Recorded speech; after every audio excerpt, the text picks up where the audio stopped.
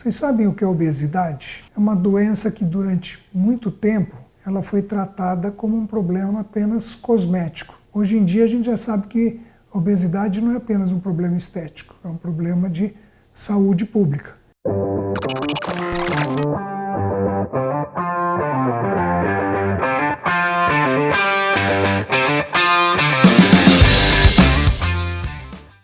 As causas da obesidade são variadas. Podem ser fatores genéticos, podem ser fatores ambientais e pode ser fator comportamental.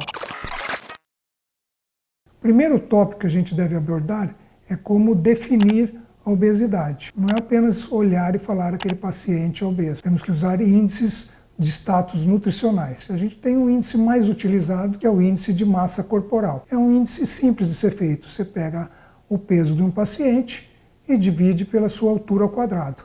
Vai gerar um número. Esse número, dependendo de onde o paciente se insere numa faixa, ele vai ser considerado como peso normal, sobrepeso ou obesidade. Você pode dividir a obesidade em grau 1, grau 2 e grau 3. Baseado nesses critérios é que a gente vai abordar um paciente. Hoje em dia a gente não utiliza só o índice de massa corporal para ver a possibilidade de riscos, de comorbidades. A gente também olha a distribuição da obesidade. Então a gente tem uma classificação que a gente fala de obesidade ginecoide, que é o padrão feminino de obesidade, onde se domina a deposição de gordura no quadril. A gente tem a obesidade que a gente classifica como global, que é o corpo todo, e tem a obesidade que a gente fala que é abdominal. Esse tipo de disposição, principalmente a visceral, dita um risco de comorbidades associadas à obesidade muito maior que o outro tipo de obesidade. Então, além do IMC, é muito importante hoje a gente ver onde a gordura se localiza, porque isso também ditará o grau de risco que o paciente tem de possuir uma obesidade.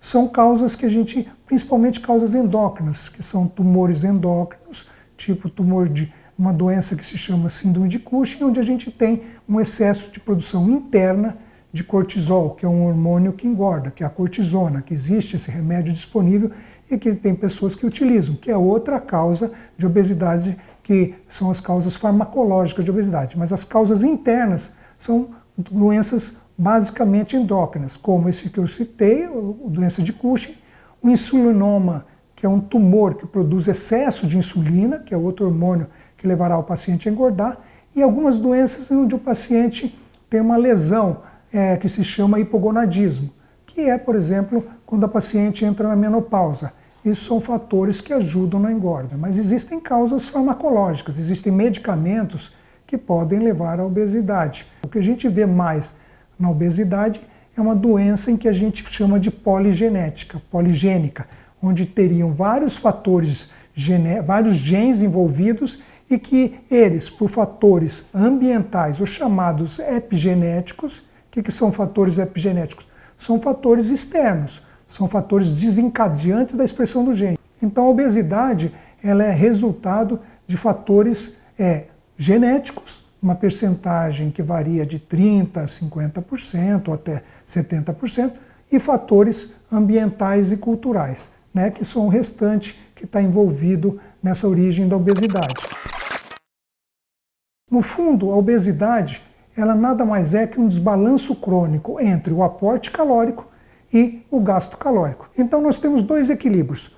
Você tem o que você ingere e o que você gasta. É o que a gente chama de metabolismo basal e é o que a gente chama de aporte calórico. Quem regula a entrada calórica?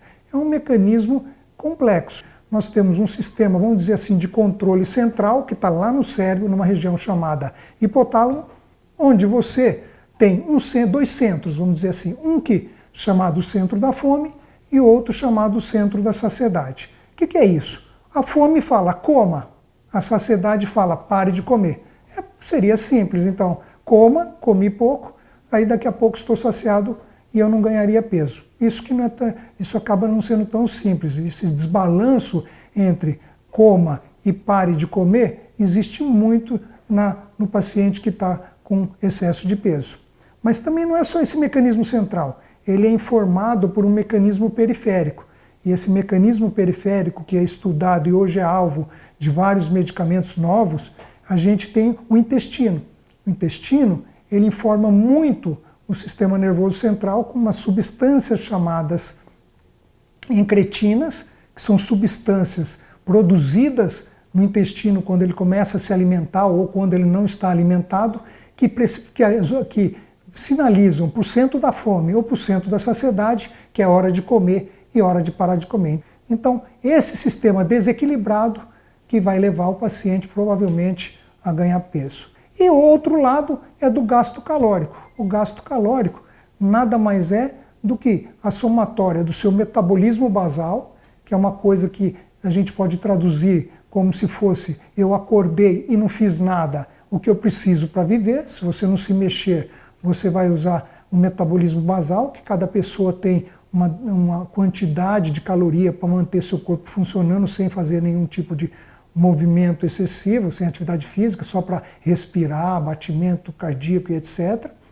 Nós temos também o componente da digestão, que gasta um pouco de caloria, e nós temos o componente da atividade física, que também gasta caloria. Então, teu gasto calórico é a somatória do teu metabolismo basal, que é teu, mais gasto no processo digestivo, que é o que quando você come, você gasta caloria para absorver, e também da atividade física que você faz.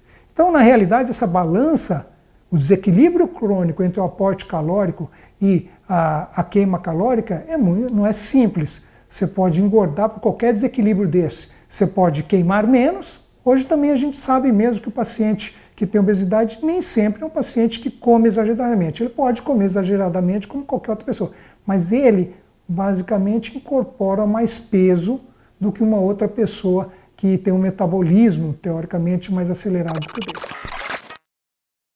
Eu quero lembrar também que a obesidade ela tem muito, quando a gente fala do componente genético, que você vê, você faz uma história, a gente tem que lembrar que a obesidade hoje ela está se tornando um problema de saúde pública.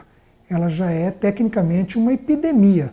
Em países desenvolvidos, ela já atinge 30% da população. No Brasil, nós já temos quase da metade da população com excesso de peso e 20%, segundo o Vigitel, que está com obesidade. Por que é importante saber isso? Porque o impacto no sistema de saúde é imenso.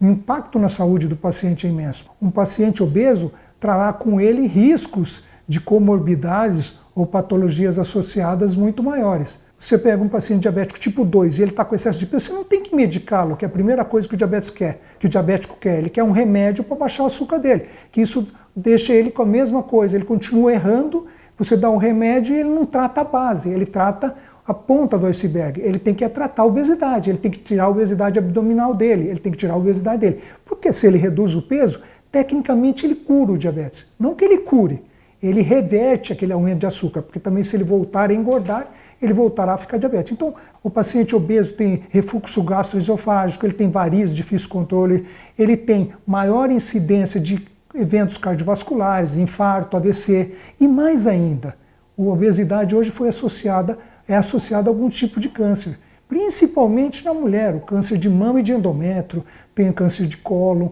de próstata. Tratar a obesidade, abordar a obesidade é um problema que vai de saúde pública importante.